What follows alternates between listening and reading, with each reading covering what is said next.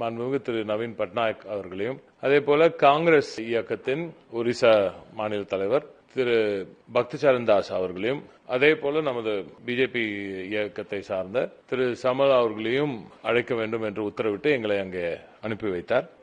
நாங்கள் அங்கு நேரில் சென்று திரு நவீன் பட்நாயக் அவர்களையும் பக்திசரண் தாஸ் அவர்களையும் சந்திக்க முடிந்தது. அவர்களை சந்தித்து நேரடியாக கடிதங்களை வழங்கி இந்த கூட்டத்துக்கு நீங்கள் நிச்சயமாக வர வேண்டும், தமிழகத்தைப் போலவே ஒடிசா மாநிலமும் இதனால் பாதிக்கப்படும் என்று எடுத்துரைத்தோம். அதற்கு திரு நவீன் பட்நாயக் அவர்களும் சரி, பக்திசரண் தாஸ் அவர்களும் சரி, நிச்சயமாக இது மிக முக்கியமான ஒரு முன்னெடுப்பு.